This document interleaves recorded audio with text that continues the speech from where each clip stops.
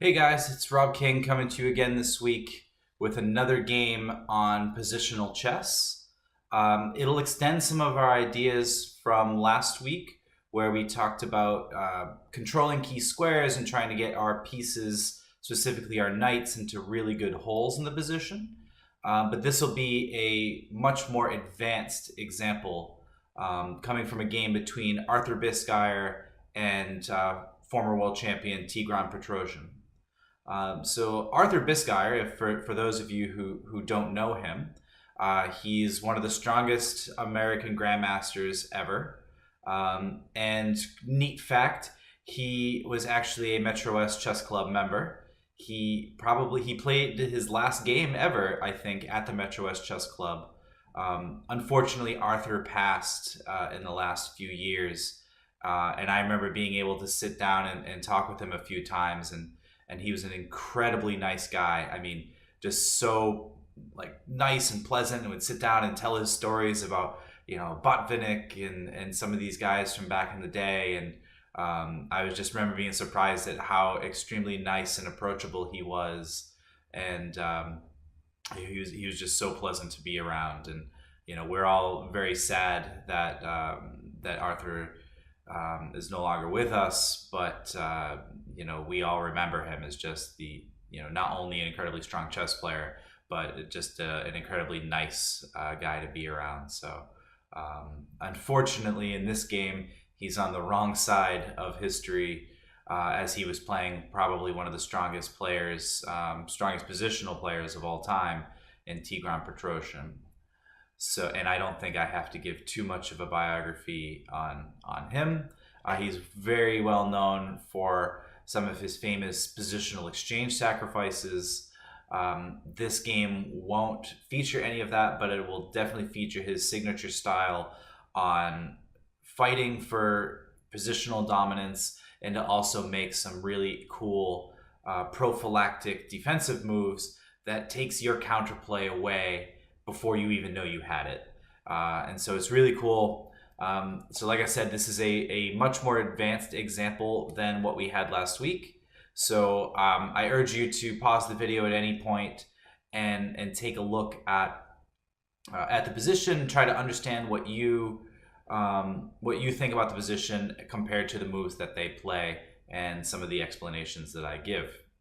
So without further ado, so this game is from 1954, played in New York, and the game starts off pretty normal for the time. So it's kind of an ambiguous kind of opening. It has maybe a Maroczy bind kind of flavor here, with an early c4, but there's no e4, so we'll see.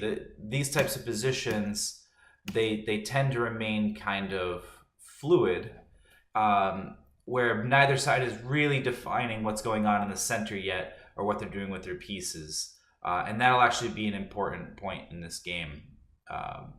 So already on this move, I found something very interesting for the club player. And this is the move Bishop c5. And so a lot of club players would probably hesitate to play a move like this, because White's reply is just the simple knight b3, which attacks the bishop that you just moved. So you're actually forced to move it again. And we're kind of taught you shouldn't be moving the same piece twice in the opening. So why would we do something like this? Well, the idea is that after we go back to bishop e7, it looks like a loss of tempo. But what we've done is taken White's knight that looked pretty good on d4, and we put it onto a worse square on b3. And even though our bishop isn't on c5, that doing all these more active things, it's pretty solid on e7. And compared to the relative positions of the pieces, the bishop is pretty well placed on e7, and the knight is not very well placed on b3. So already this is a pretty instructive moment, I think, for club players who might want to understand, like, why would I put my piece on a square that gets immediately attacked and I have to move it again? So if and by the way, if White decided that they didn't want to move their knight back to b3, and they wanted to play something like bishop to e3 and start moving pieces, then white can start doing something like this and trying to misplace all of black's pieces. I actually think here white already might be in some serious trouble because now they probably have to block here with knight c3 and then just the simple knight g4 attacking the bishop. It just seems like everything is falling apart for white in this position, so not recommended. So after the move knight b3, bishop e7, we continue with just basic development, and notice neither side up until this point has really defined the position in the center, and therefore, as compared to the game we looked at last week between Polgar and Anand, there's no clear holes that we're going to put our pieces into for either side. And so we have to kind of wait until one side takes a position in the center that defines the whole position. And that actually happens on this move with the move e4. So after e4, what we should notice is the position is now very much defined. And this might remind you of some English opening positions, or maybe some Sicilian Maroczy bind kind of positions where maybe some of the pieces aren't in their normal places, but the pawn structure is the same. You know, if you're a hedgehog player, this will start to resemble some hedgehog positions if we were to try to go for b6 and a6. So now, once the center is defined, is when you can start to look for plans and ideas for both sides. So from the white side, it's what they're trying to do is grab as much space as they can in the center and restrict black's pieces from coming forward. They're probably going to be playing for a f4 and e5 idea. And if white can actually achieve a pawn on e5 that is very stable, then they might actually be better, because their pieces, their knight might be able to come into e4, they might be able to control the d6 square, they'll probably move their knight back into d4 in the center. So this is what white's plan is. They just want to take over the center of the board, gain some space in the center, and then they'll reassess and figure out, well, am I going to be playing on the queen side along this long diagonal that we opened up for our bishop, or might I transfer all my pieces to the king side and start a king side attack? So it's actually not so clear what will happen after that, but experience shows us that playing for this idea of f4 and e5, and if you can achieve it, that white is probably doing very well. So what black has in this position is they're going to be trying to play on the dark squares. And so specifically, we have this e5, d4, and c5 squares that white now will have trouble. Specifically, the d4 square is now a hole that we'd love to maybe sink some pieces into and try to just have active piece play here. We might actually play for a if anybody here has ever played the hedgehog, in the hedgehog, a typical idea is black sits like a coiled snake. They'll put their queen on c7, rook either e8 or d8, bishop on f8. They'll play a6, and they'll play for either a quick b5 or d5, and try and blow open the center, and at a point where it's beneficial to them. So this game actually does feature one of those strikes, so it'll be really fun to see. We can also notice that even though that e5 and c5 are not holes, they do provide us a good post to maybe put a knight, or and put a knight on c5 or something, and maybe we'll come to control the d3 square. Maybe potentially the b3 square becomes important, like it does in this game. So it'll be really cool to watch how Petrosian uses these dark squares to his advantage, and create some weaknesses in white's camp. Now, what we should notice about white's position right away is that there's already a clear weakness in the position that black can use to accelerate their development. So right now, if you look, the c4 pawn is very weak. It's not defended at all. And so what black will do, what Petrosian decided to do here, was the simple knight e5. So even though it looks like it's allowing black to achieve their plan of f4 and e5 with a tempo, by putting this knight on that square, it's actually allowing us to maybe kerfuffle white's pieces a little bit and accelerate our own development. So even though we're going to lose a tempo with f4, we're going to actually gain 2 in its place. So it's actually very, very instructive to see, like, you maybe count your tempi. Because we're going to actually attack it once. They have to defend it. We'll attack it with the queen twice. They'll have to defend it. We'll advance our plan, and then only then will they play f4. And so we've actually maybe gained, 2 moves for the price of 1 here. So it's actually kind of a neat idea. So with the c pawn attack, there's only 2 reasonable ways to defend it: queen e2 and knight d2. So white chooses queen e2. If black doesn't increase the pressure, then we can maybe move our bishop somewhere. Although the bishop is not coming out to this diagonal. White would prefer, probably, in these kind of structures, to move the knight to d2, play b3, and either bishop b2, where it'll radiate power at the king side, or they'll put it on bishop a3 to maybe tickle the d6 pawn a little bit. So it really won't matter. White's going to go for this plan anyways. So queen c7. So again, just more forceful play. We go knight d2. And now black has to play... this move knight to b5 may actually be kind of annoying in some cases. So what black decides to do is kind of neat.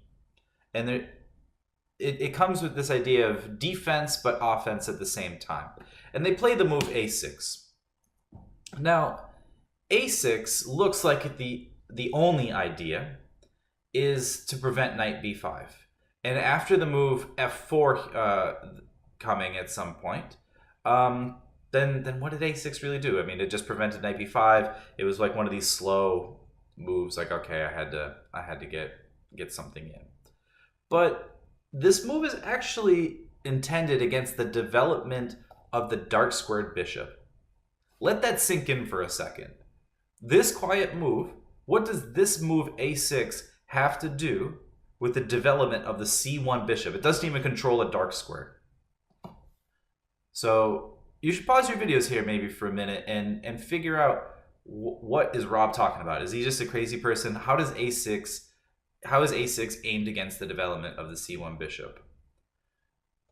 So the idea is now, because this actually happens in the game, white decides they're going to develop the bishop with the move b3.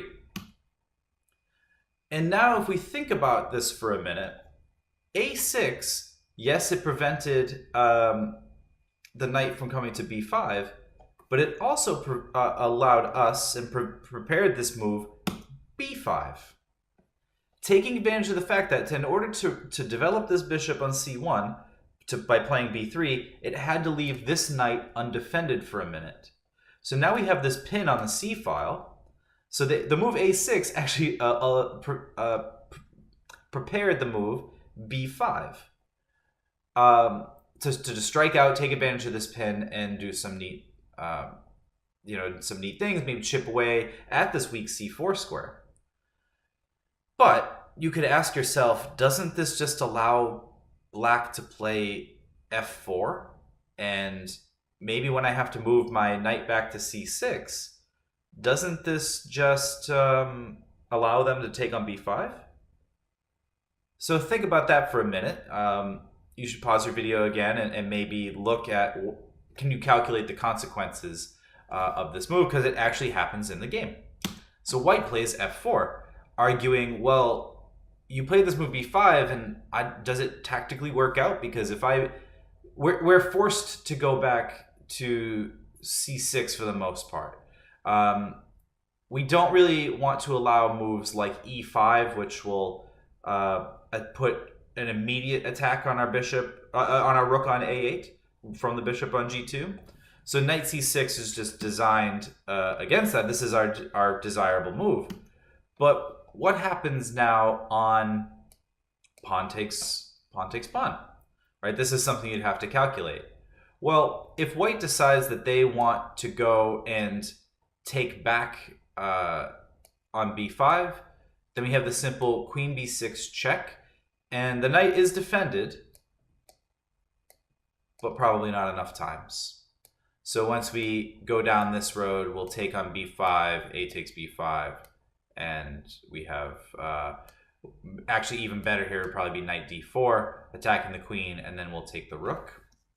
I think there might have been even better in this position, in that line somewhere, but I think that's actually the minimum that that black gets. I think even here, the move knight d4 might be even possible. Yeah, one little trick.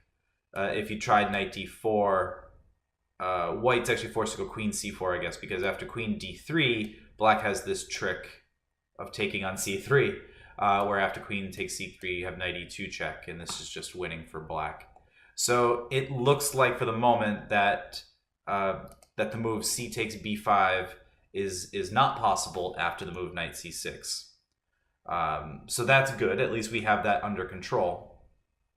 And now white just goes about their development with bishop to b2. Now we could also ask ourselves, well, if this knight on c6, it looks a little vulnerable to these bishop pins. What if white tries to play e5? Because remember, I said white's real idea in this position is they just want to accomplish e5. And if they can actually pull it off, then they're probably better. So what happens on e5?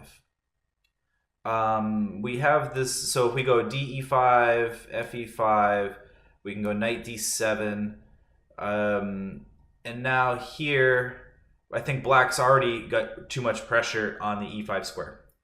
And there's no, it's not going to work with them taking on b5 here. Because if we take back, I think if they go knight b5, what is my idea? It was queen b6, and on king h1, again, this king h1, we have this idea of bishop a6. And you get the exact same pattern that we had, but it's even worse this time, as the pawn on e5 is also extremely weak. So yeah, actually I think even after a4 we can start to play, well, we can just take on b5 here, I guess. Yeah, so the move e5 doesn't work immediately, so that's a good thing for black. So white actually is forced just to make some sort of developing move with bishop b2. And now, if we were to compare this position to all of the reasons that taking on b5 doesn't work, and why e5 didn't work in the previous positions, the rook on a1 is now defended. So this move cb5 is now actually in the cards, and the move e5 might also be in the cards as well. So now we have to come up with a plan as black and understand what we want to do. So we have the pawn on b5 is attacked with 3 times and defended once, and so even if we put another defender on it, it will be lost. Do we want? So the question becomes: do we want to take on c4, or do we want to push b4? If we take on c4, this probably isn't very good at all, because after knight c4, it's actually white whose pieces are really, really well placed. I mean, this bishop is going to be very strong on this diagonal. This knight is actually looking at some really nice squares here. It's also preparing e5. So this is just already probably a bad position for black.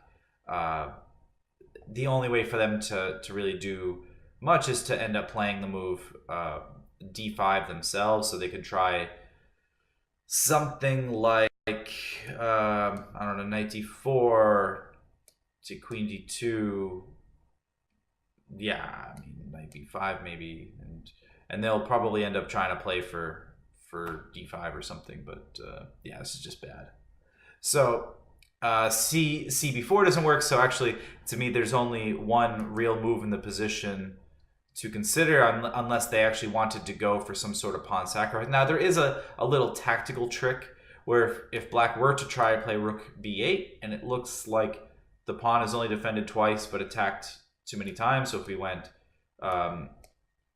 like this, if white tried to take here, we do have the move queen b6, which, we have a check, and I'll take back on b5.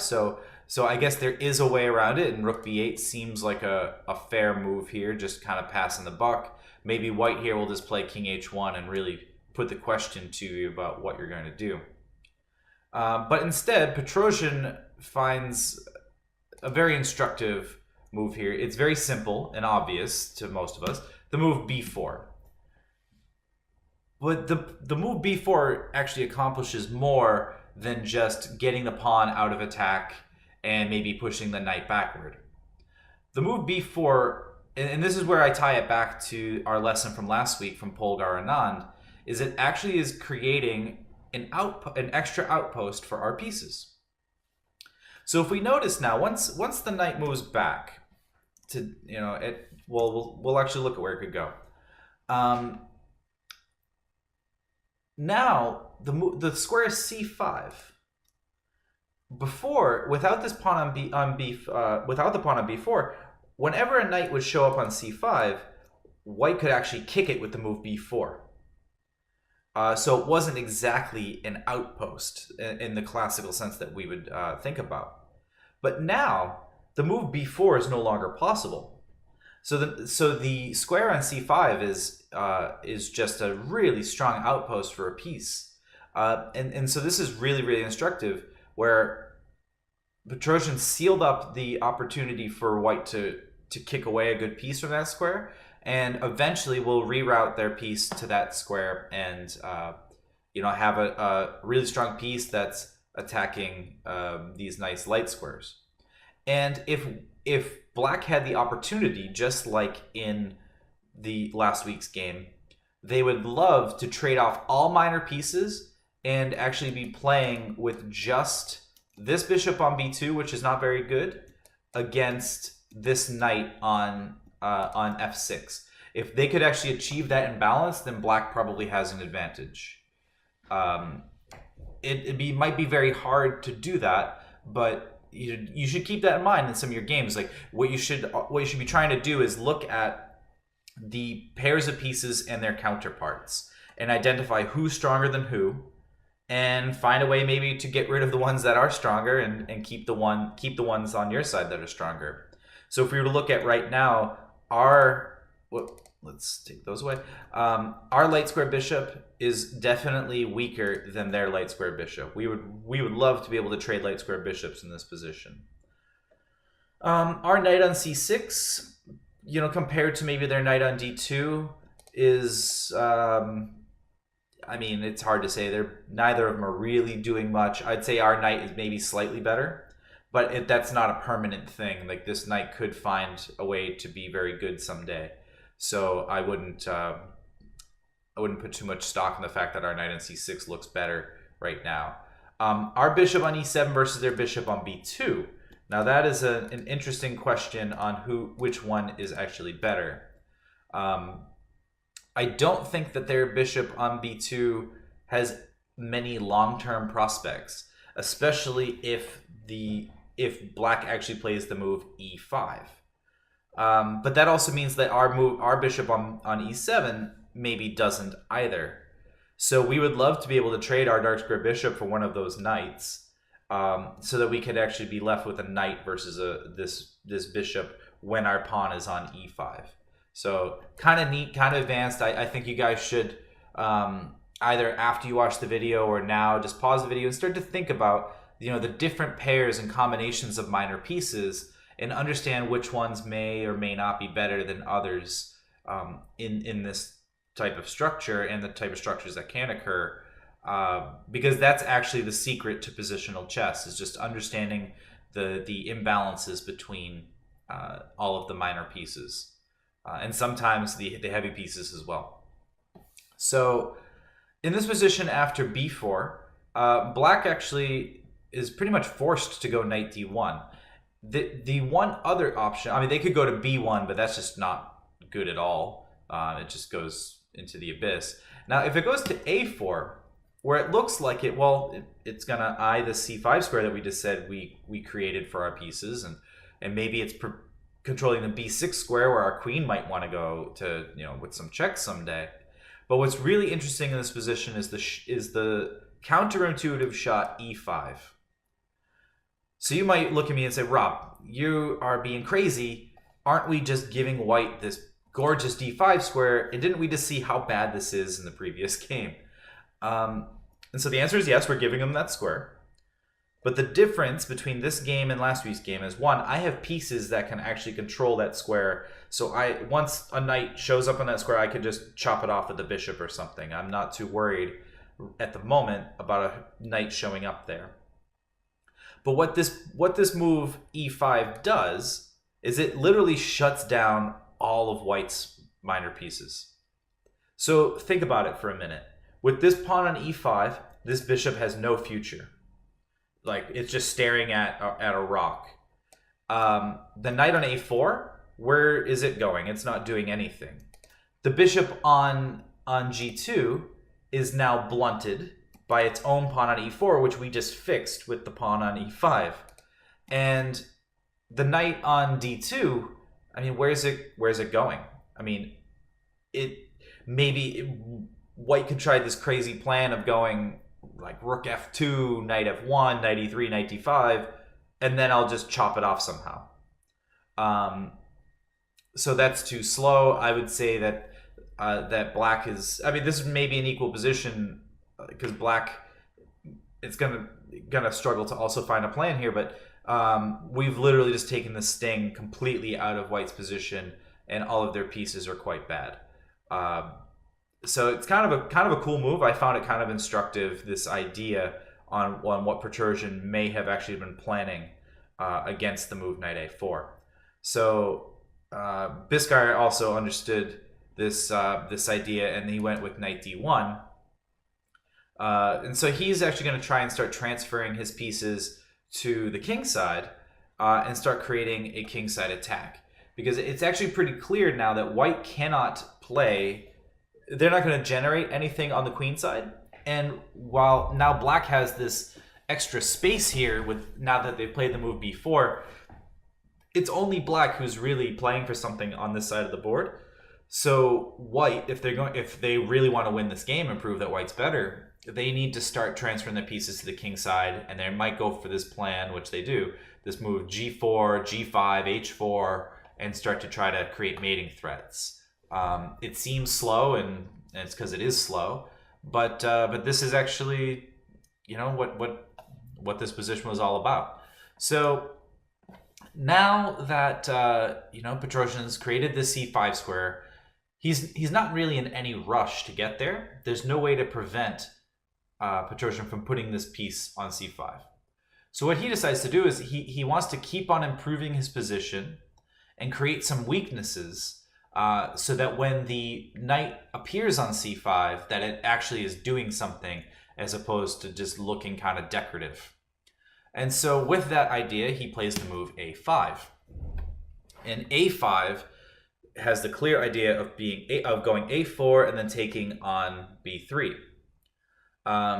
If white here wants to try to shut this idea down, the only way to really shut that move down would be a move like a4. But after this, this actually helps activate black's pieces even more. Because if now we can go b takes a3, and now on, say, bishop takes a3, we have these extra ideas of putting a knight onto this nice b4 square. So we'll play something like rook b8, and we'll start to think about rerouting all of our pieces to the queen side. And I think black is quite active here and is probably slightly better, I would argue. So that's why you couldn't even shut the position down. So instead, after a5, Bisguier chose the move knight to e3. Again, just starting to move his pieces to the king side. He's gonna maybe try to play g4, g5, and create an attack. So it's actually very, very logical, and there's no reason here, even though I'm taking the black side of this game and I'm talking about how good a positional game black is playing. There's no real reason yet to think that black is better.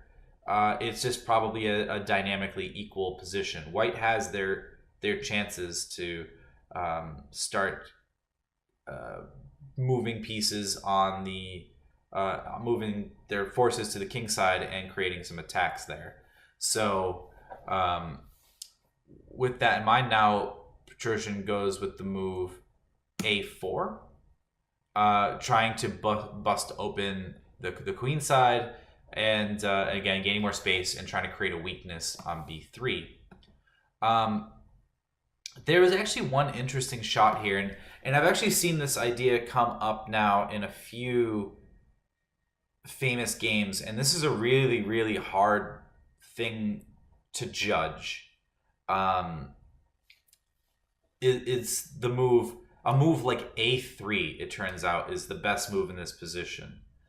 And it's always hard to judge these positions where you have all of these pawns kind of clumped together and standing next to each other. The whole point behind a3 is after something like this, a takes on b4, say rook takes on a1, rook takes on a1, knight takes b4, and knight takes b3, white was able to actually just liquidate the queen side, and there's no more real danger of black's activity, and there's no weaknesses. I mean, the c4 pawn is a weakness, but I don't think that black's going to be able to do enough to worry white about this. So, and you know, they are the ones with the a file, and now the bishop can actually come out and do some things. It has a c3 square. So I mean, this was actually a really nice alternative. But when you see positions like this, I mean, this is really hard to judge. There's lots of variations to calculate, and it's just very counterintuitive to play a move like this. And so Bisguier didn't see this move. I didn't see this. I needed the engine to kind of point this out to me. But it's a very interesting idea, and maybe you should spend some time with this and practice calculating these positions where pawns can take either way, and there's lots of in-between moves, and it's just kind of a neat concept. But instead, Bisguier reacted like a normal human would, and he played the move rook b1, getting himself off of the a file and preparing to defend b3 with the rook if necessary. So here's actually kind of an instructive position for club players. Now, I remember when I was rated 16, 17, 1800, maybe even when I was 2000, I'd be very tempted to play the move a3 and to shut the position down. I used to have this strong inclination towards closed positions because they felt simpler and they were in control, and it would just turn into a slower maneuvering game, and it's like, at least I'm not going to lose. But here, a3 would be a massive positional mistake. And if we think, so let's think about why.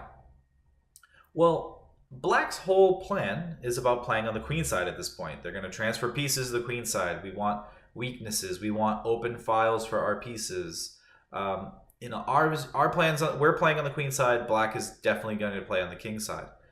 So the move a3, you know, after even that they're going to play this move bishop a1, I have no breakthroughs anymore as black on the white queen side. And so now white actually has a free hand to start generating their attack and not having to worry about anything on the queen side. So the move a3, even though it is very, it'll feel natural for you to do it, and it looks like, oh, look how far my pawn is.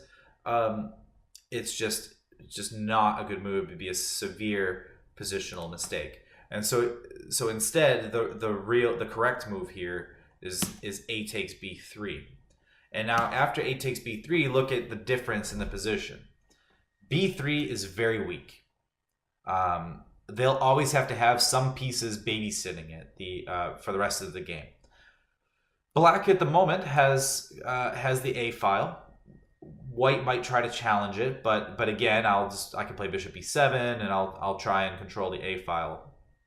I have the ability to play knight to d7 and knight c5 and put pressure on this b3 pawn, and there's no way to stop me. And I'm going to just naturally continue development with maybe bishop b7 and maybe double on the a file. I think black here is actually already doing very well. So compare this, you should pause and think about the differences between a takes b3 and the move a3, and just try to think about like what you would do in that position, and hopefully you come up with a takes b3 is much better. So here, Petrosian will actually show us why this is much, much superior. And he plays the move rook to a2. So this doesn't generate any real threats at the moment, but the idea is just to kind of look at the white queen on e2 through a couple pieces and to say, hey, what's up? How you doing over there? These types of X-ray ideas are always very, very good. Well, always in the chess sense. This is just a good idea. It will tie up white's minor pieces slightly, because whenever they're going to move their bishop or their knight, they'll have to think about that they're putting one of these into a pin. And it's just a very active place to put the rook, and it also prepares someday that we might start swinging our other pieces to control the a file completely. So it's a very, very good move. And now, as I said the whole time, white realizes that they're not winning anything on the queen side, and it's actually going to be very hard for them to shut it down at this point.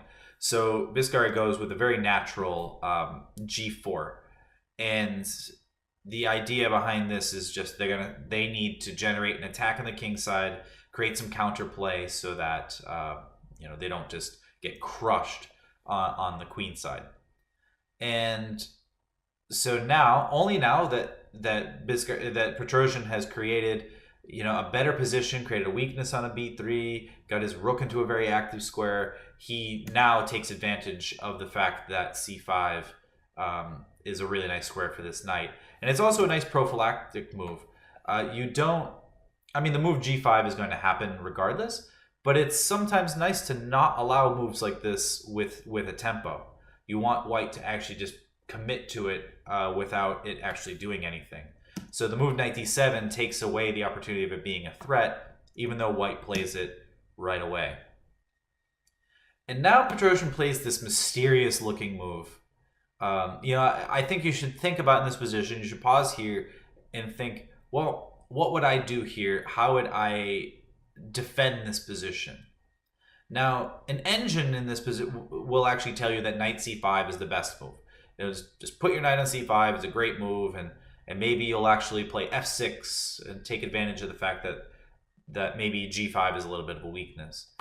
But Petrosian had this like boa constrictor kind of style, and he wanted to make sure that even if you landed your attack and had all of your plans succeed, that it's not going to do anything.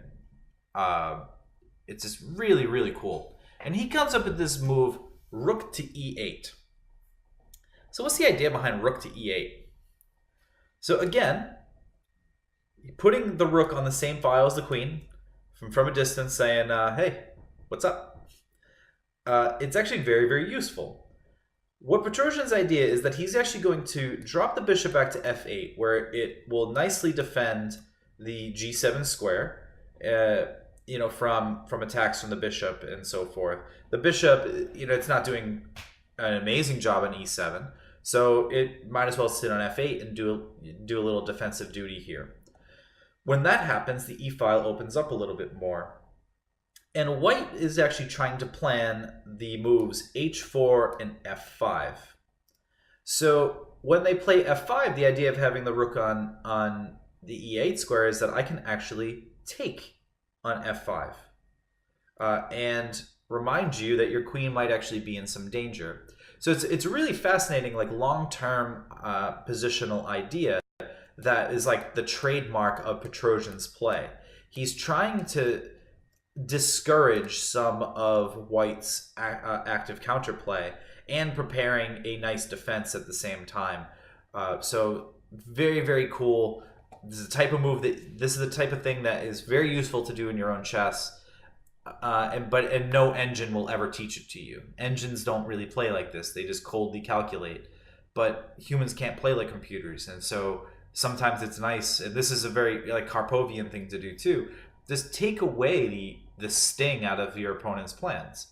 When you put the bishop on f8, this bishop doesn't look as threatening because g7 is not as weak.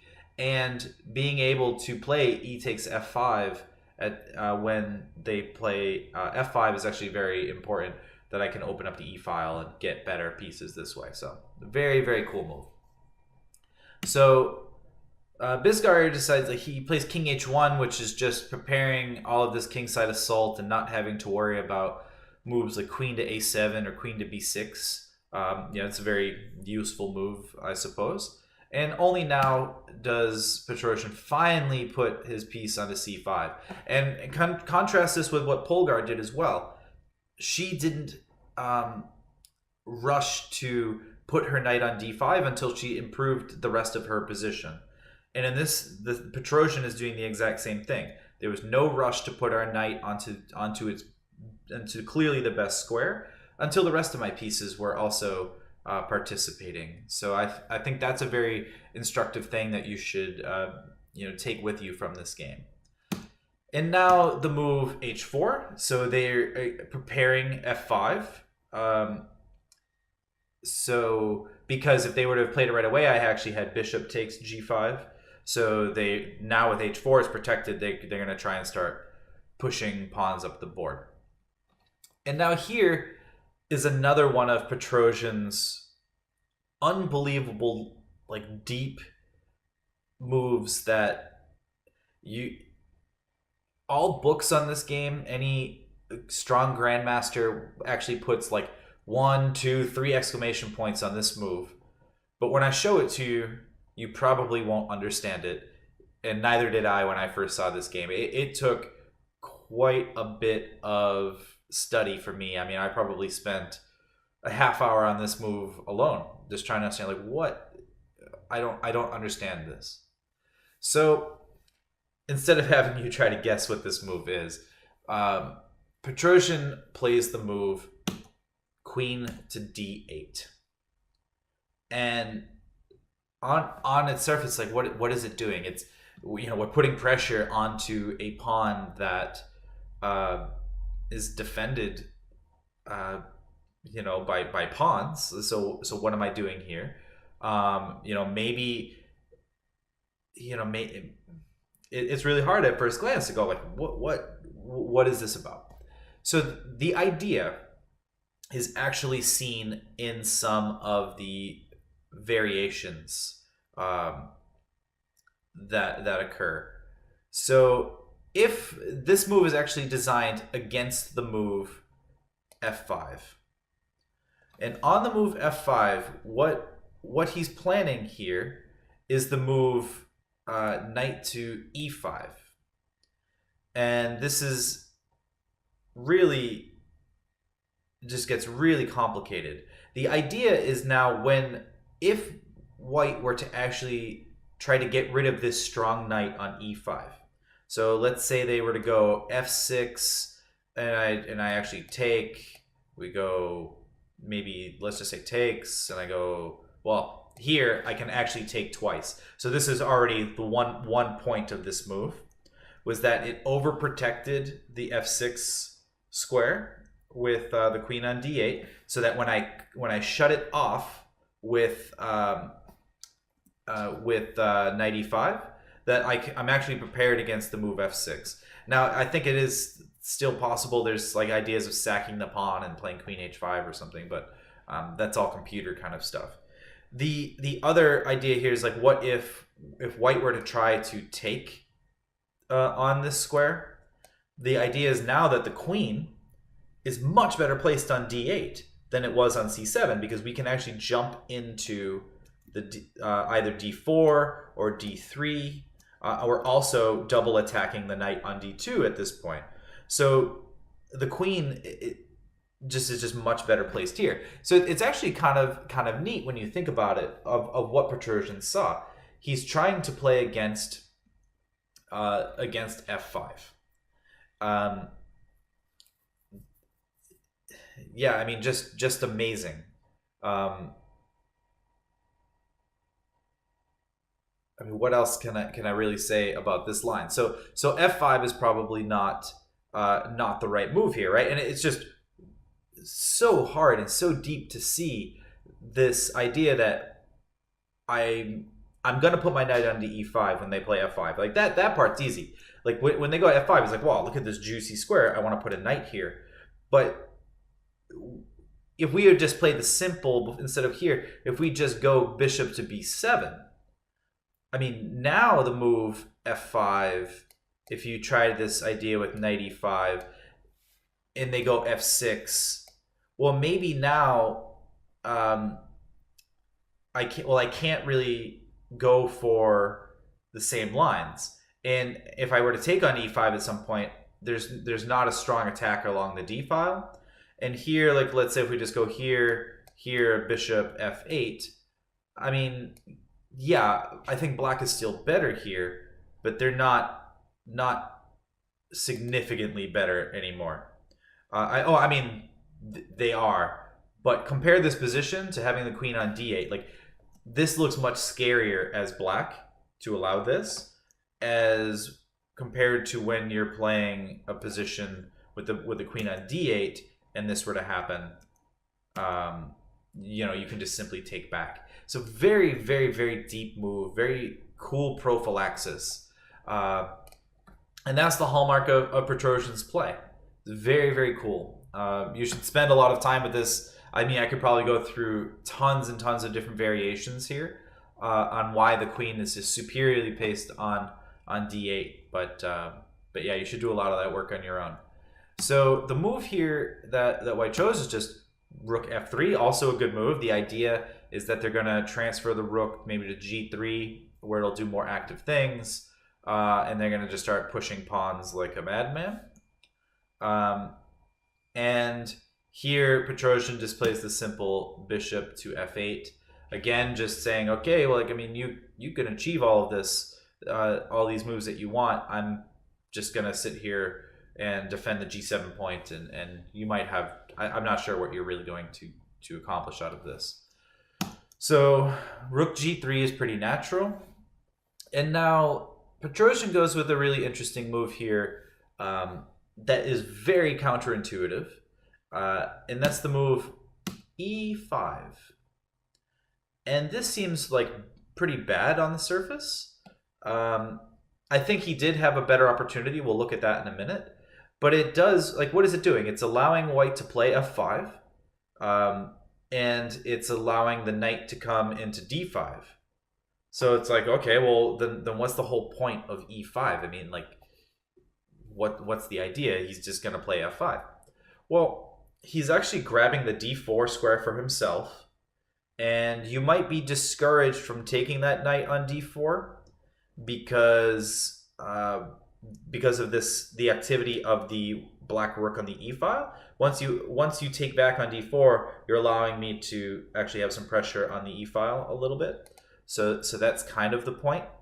We're trying to shut down this dark square bishop and its pressure against g7. So just removing an attacker from white's game. So that's the idea. Black maybe had the opportunity here to play the move d5, where we actually want to just start blowing up the center, and it also highlights more why queen d8 is a really strong move, because once we're able to blow up in the center, I'll invade with my queen, and the queen is just much better on d8 than it was on c7. And so we can go along a line like, you know, like this, and black is actually doing quite well here. What was the line I gave here? I mean, yeah, just like white's not really generating much. even when that knight shows up on f6, I mean, it looks threatening, but it's just not doing much. Yeah, so I can just, but I can even protect it, and a move like knight f6 is just not good, because after I take it, I mean, you actually have no entry against my king at all. So d5 might have actually been a pretty useful move here, but I also find e5 really instructive, and it fits more into Petrosian's style of play.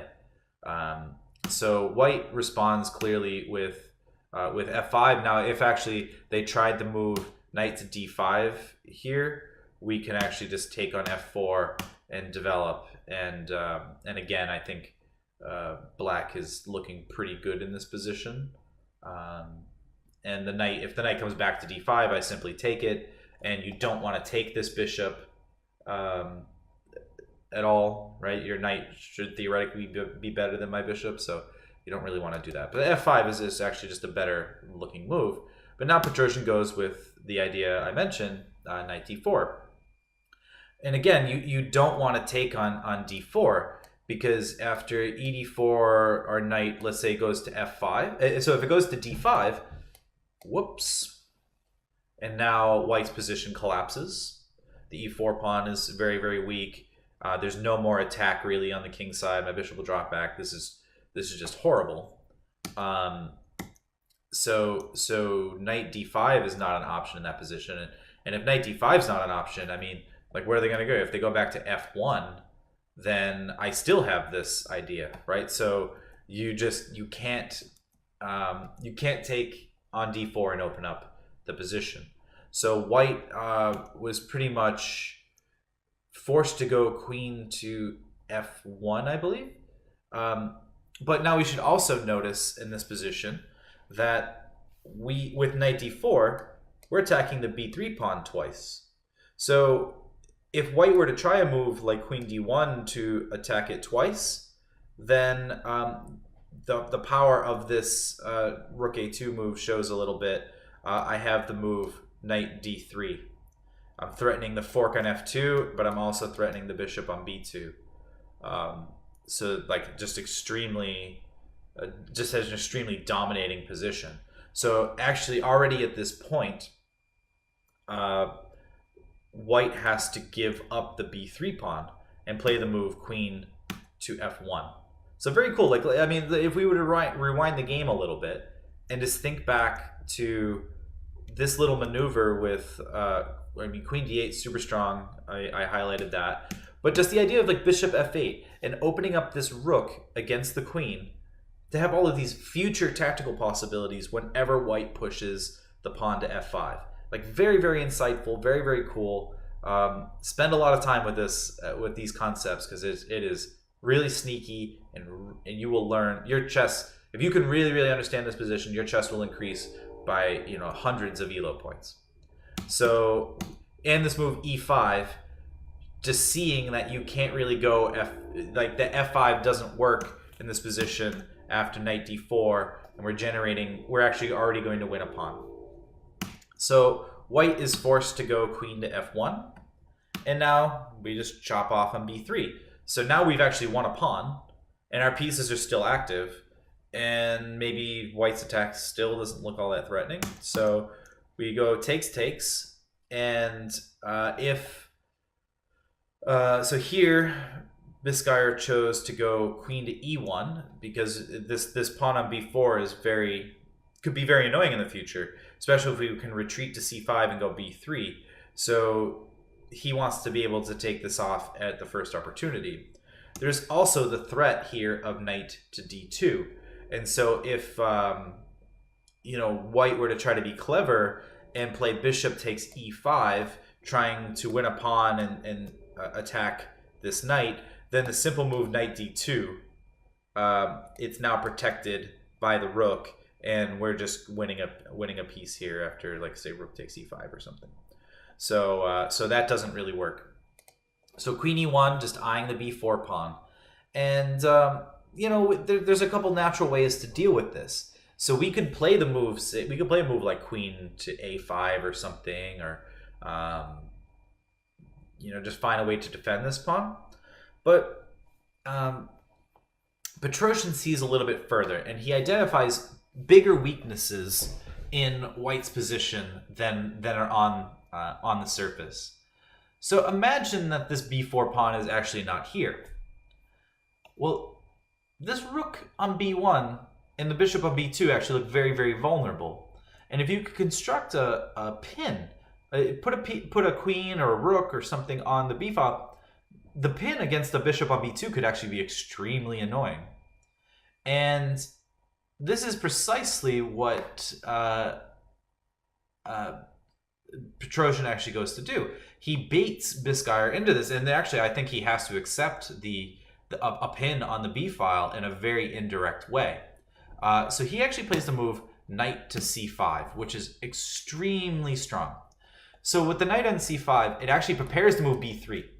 And there's no way that White can... no sane person would allow this protected pawn on b3 with nothing really going on in the rest of the position. I mean, that just seems like it would be really, really inadvisable. It does give up the b4 pawn, but the knight on c5 is also, it allows us to maybe play bishop b7 when we want to, but it also it controls the square on a4. So after what happens in the game, we have queen takes b4, we play bishop b7 to actually attack the e4 pawn, so we're pointing out another weakness, and it can't really be adequately defended directly. So White goes knight to d5, and now rook to a4. So the queen actually has to hang around. Well, it looks like the queen probably has to hang around these pawns because the c4 pawn is actually hanging, and then through an x-ray there's pressure. There's more pressure on e4, so it's actually really, really difficult here. Bisguier actually found the right move.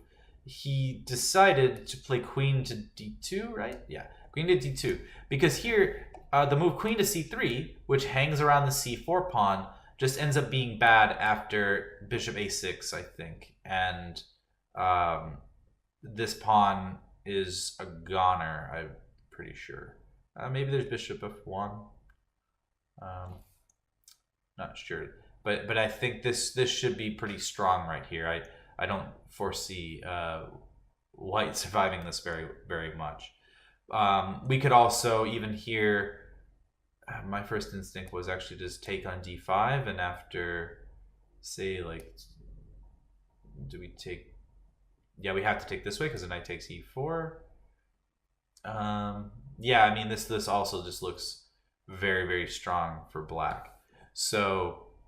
I mean, whichever way you decide to play, I might even prefer this way actually, but yeah, because we're gonna start playing moves like queen to b8, I think, and you know, queen to b4 is an idea now, and we're gonna put pressure on the b file, just like I was talking about in the game, but it's probably even worse now that I have a protected passer on e5. So what Bisguier decided to do because of all of that complications, he played the move queen to d2. So he'll give up the c4 pawn, but his queen is just in a much more active spot than it was, and it protects the bishop on b2. It's just a much nicer square, I think, for the queen. So Petrosian decides, hey, that knight on d5 looks pretty good. I'm going to take it off the board. If we were to actually, I think, try to take on c4 right away, then maybe this bishop can actually get free a little bit. So maybe we can play bishop to a3 or something. Yeah, just try and free the position a little bit. I mean, actually, White might even... do they have ideas now of knight f6 already? So you can't really take it. If we take it, this is I think this will be mate, right? Like after something like this, I lost the game in exactly this fashion before. Yeah, so this already, we might not want to allow some of those possibilities just by taking right away. So what Petrosian decides to do, just like, you know, like I said, his signature fashion, is if he spots counterplay, he'll actually just snuff it out of the position. So So we actually take on d5 just to make sure there's no knight f6 ideas. I mean, come on, like there's no reason to allow that. And so now queen takes d5, and now going back to the idea that I said Petrosian was going for in the beginning, he plays the move rook to b4, and now this pin along the b file is going to be extremely annoying. So Bisguier here plays the move bishop to f3. The idea is likely to, with ideas of bishop h5 against the f7 pawn, perhaps, and then maybe he'll play g6 and moves like this. But now Petrosian finds another really great move, and I joked about this during the live lesson this week, where I said my favorite square for a queen is a8, and I think anytime a queen comes to a8, I absolutely love it, and I feel like black's doing great. And actually, my game this week, this happened, and somebody who watched my lecture walked by, saw my queen hit a8, and they started laughing, and it made me laugh over the board. It was pretty funny. So the idea, queen a8. The purpose behind this move is now we're actually going to put our other rook on b8. White cannot trade queens here. So if they just were to go to queen takes here, this once this rook comes here, the game's over. I mean, look, the knight will swing to a4 or to d3, whichever. If you try to go rook to g2, then my knight just comes to d3, and the game is absolutely over. You just lose a piece. So you can't play queen takes a8, so the queen has to drop back as an extra defender. But now we can create a huge battery along the b file.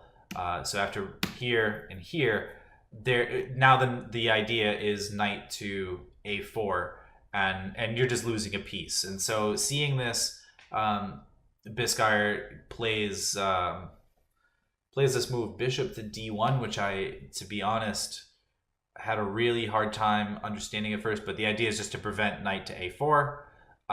But by doing this, it actually gives up the e4 pawn. So now queen takes e4, the rook is attacked, so they have to play bishop c2. Now I take another pawn, so I'm actually up like 3 pawns in this position. And now desperation, white comes with g6. And now we just take the piece because bishop c2 cut off the defense of the piece. And after g takes h7, a really instructive move for beginner players. I think most intermediate class players know about this idea, is the move king h8. You definitely don't want to take on h7, even if it could be winning. Why allow your king to be out in the open, and moves like f6 check and so forth? Like, there's no reason to allow it. It turns out with a move like king h8, their pawn is a better defender of your king than your pawns are, because he can't take his own pawn off the board. And now there's absolutely no way for white to get to black's king. And after a move like rook g1, just trying to maybe just do some insanity, just taking a billion times on g7. After queen takes h4 check, winning, like, now he's up like a piece and like 3 pawns or 4 pawns, something like 3 pawns. No, piece and 2 pawns, sorry. After rook h2, queen f4, Bisguier just threw in the towel. This position is absolutely hopeless. So I thought this is a really fantastic positional masterpiece by Petrosian. Let's go through and just look at some of the key points of this game real quick, and what I think you should study afterward. This is a game that you should probably spend a few hours with, really understanding, because it is fantastic. So we get, again, this opening that was kind of ambiguous and non-committal. We lose a tempo with the bishop just to put a knight onto a worse square. And then only once white has actually defined the position do we really understand what the real plans are for both sides. Black decides to pick on the c4 pawn to accelerate their development, even if it will help white accelerate their plan by a move later.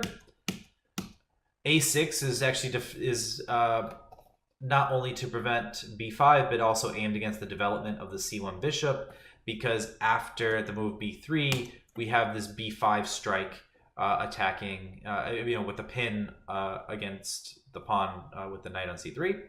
So now after these kinds of things, we had to make sure when we went for b5 that we calculated the consequences of f4 and e5, and also of taking on b5, but we already looked at that. So all of this kind of works out. And then the really instructive b4, which creates this really nice square on c5 for us, for a knight someday, although we don't have to rush to put it there. Instead, Petrosian decides to break open the queen side, create an advantage and some weaknesses here, and only then does he start to route his knight to the really great square on c5. The move rook e8 was intended on against this move f5. So if you decide to play f5, I can take, and I have some tactical shots against your queen. We finally put our pieces on great squares.